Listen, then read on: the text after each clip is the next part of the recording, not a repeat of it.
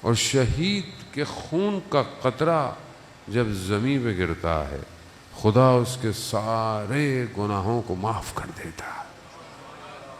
اور یہ چند قطروں میں سے جو خدا کو پسند ہے نا، خدا کو چند قطرے پسند ہیں۔ ایک وہ قطرہ جو انسان غصے میں پی جاتا ہے، یہ جرعہ ہے نا، انسان کو بڑا غصہ آئے تو انسان پی جائے غصے کو، یہ خدا کو بڑا پسند ہے۔ ایک وہ جو رات کی تاریکی میں خوف خدا سے آنکھوں سے نکلے، یہ قطرہ خدا کو بڑا پسند ہے۔ اور ایک یہ خون کا قطرہ جو خدا کی راہ میں بدن سے ٹپکتا ہے۔ اور جان محترم، بہرحال اس سے بہتر اور انسان کی زندگی میں آپشن نہیں ہو سکتا، لیکن شہید ایسے نہیں ملتا۔ شہادت ہر کسی کے نصیب میں نہیں ہے، شہادت ملتی نہیں ہے۔ شہید شہادت تک جاتا ہے، اس کی زندگی ایسی ہوتی ہے کہ شہادت خود اس کے لیے تڑپتی ہے۔ عزیزان محترم، ایک شہید، اس کا وصیت نامہ میرا بیٹا مجھے سنا رہا تھا۔ وہ شہید کا اچھا خاصا بڑا وصیت نامہ ہے۔ وہ کہتا ہے کہ جب میں اپنی جوانی میں رات کی تنہائی میں سو رہا ہوتا تھا، جب سب ماشاءاللہ جوان ہیں، بزرگ بھی ہیں، بزرگ بھی بہرحال جوان ہی ہیں، کہ انسان سوتا ہے اور جوانی کی نیندیں بڑی بھاری نیندیں ہوتی ہیں، صبح اٹھنا بڑا مشکل ہو جاتا ہے۔ ویسے بھی جو رات کو زیادہ دیر جاگے اس کے لیے تو ویسے بھی اٹھنا مشکل ہے، اور ویسے بھی جوانی میں اٹھنا بڑا مشکل ہے۔ تو وہ کہتا ہے کہ پروردگار تو مجھے اٹھاتا تھا لیکن میں کروٹ بدل لیتا تھا، تو اس وقت مجھ سے بات کرنا چاہتا تھا۔ اللہ اکبر! یعنی خدا کیوں اٹھا رہا ہے؟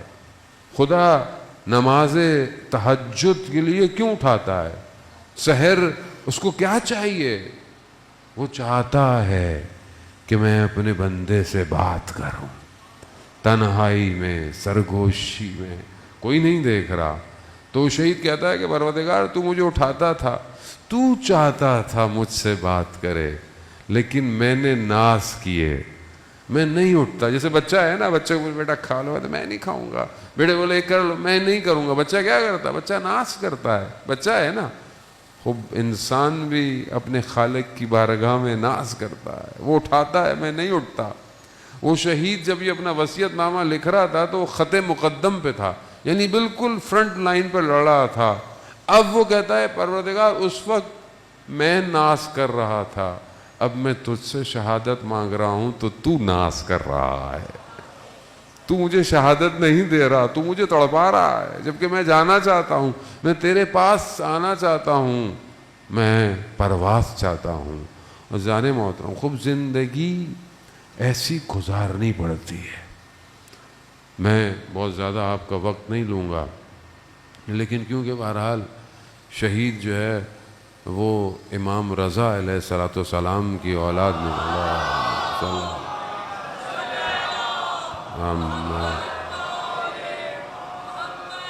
کیونکہ امام رضا کی اولاد میں سے ہے، رضوی سعادات ہے۔ ایک امام رضا کی حدیث میں آپ کی خدمت میں تقدیم کرنا چاہوں۔ جانو تو امام رضا علیہ الصلوۃ والسلام بیان کرتے ہیں کہ وہ شخص جس کی عقل سالم ہو اور عقل کمال پہ پہنچے، اس کے اندر چند کوالٹیز ہونی چاہیے۔ میں ساری نہیں، میں بس تھوڑی سی بیان کروں گا اور ہم اس کو اپنی زندگی سے میچ کریں تاکہ ہم بھی شہادت کی طرف بڑھیں۔ شہادت کے لیے زندگی ایسی گزارنی پڑتی ہے جیسے اس جوان نے گزاری۔ وہ اس نے یہ نہیں دیکھا کہ میں گر جاؤں گا پانی میں سلپ ہو جاؤں گا، نہیں دیکھا۔ اس نے اپنے آپ کو نہیں دیکھا، اس نے سامنے والے کو دیکھا۔ خوب یہ خوبی ہر کسی میں نہیں ہے۔ امام فرماتے ہیں پہلی صفت کیا ہے؟